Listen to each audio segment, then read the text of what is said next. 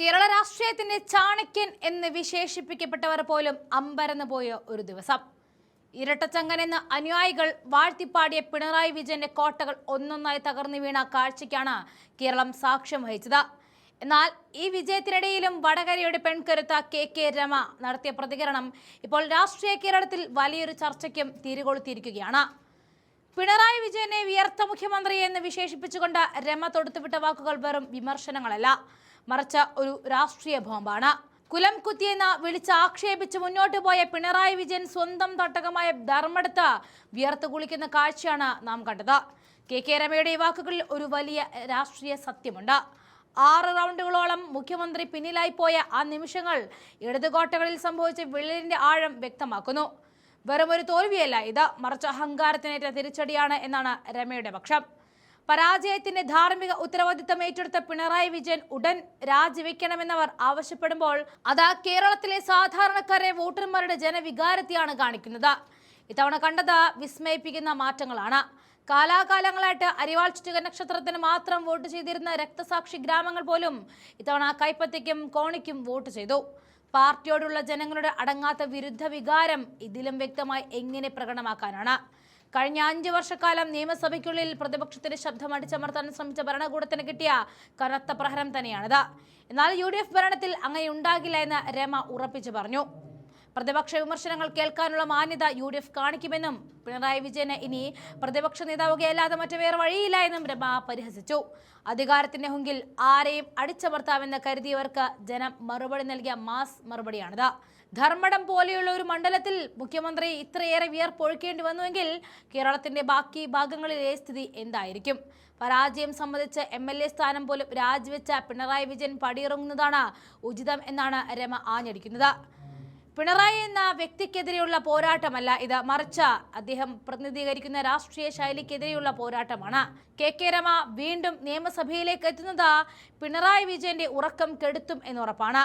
വടകരയുടെ ഈ ശബ്ദം വരും ദിവസങ്ങളിൽ കേരള രാഷ്ട്രീയത്തെ എങ്ങനെ മാറ്റിമറിക്കും? പിണറായി വിജയൻ രമയുടെ ഈ വെല്ലുവിളി ഏറ്റെടുക്കുമോ? കാത്തിരുന്ന് കാണാം. പിണറായി വെല്ലുവിളിക്കുന്ന രമയുടെ വീഡിയോ ചൂടെ കൊടുക്കുന്നു, കണ്ടു നോക്കാം. കുലംകുത്തിയായികൾക്ക് വലിയ തോതിൽ എതിർപ്പ് പ്രകടിപ്പിച്ചു കുലംകുത്തികൾ വിശേഷിപ്പിച്ച് മുന്നോട്ട് പോയ ഒരു ഇരട്ടച്ചങ്കന് വിയർത്ത സാഹചര്യം നമുക്ക് കാണാൻ സാധിച്ചു. അങ്ങനെയാണെങ്കിൽ ധാർമ്മിക ഉത്തരവാദിത്തം ഏറ്റെടുത്ത് രാജിവെക്കുകയാണ് വേണ്ടത്. അല്ലാതെ അദ്ദേഹം എന്ത് ചെയ്യാനാണ്? ഇനി പ്രതിപക്ഷ നേതാവായിരിക്കല്ലാതെ മറ്റെന്തെങ്കിലും ചെയ്യാൻ സാധ്യമാകുമെന്ന് എനിക്ക് തോന്നുന്നില്ല.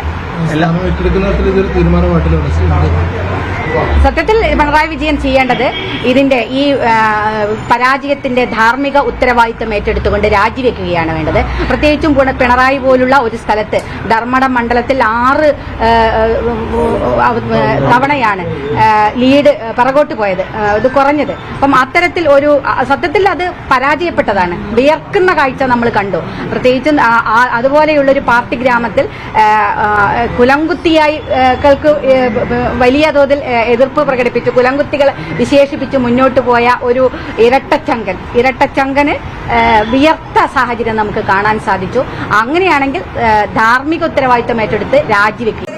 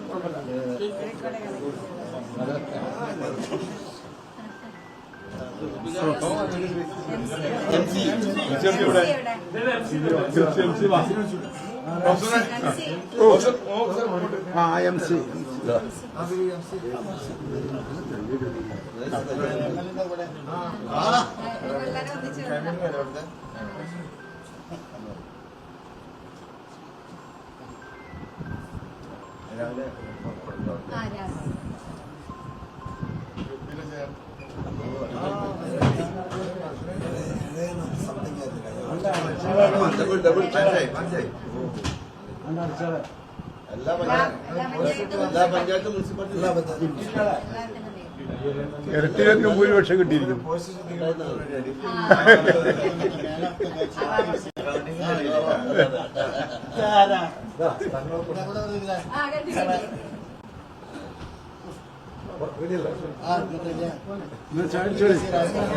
ഓക്കെ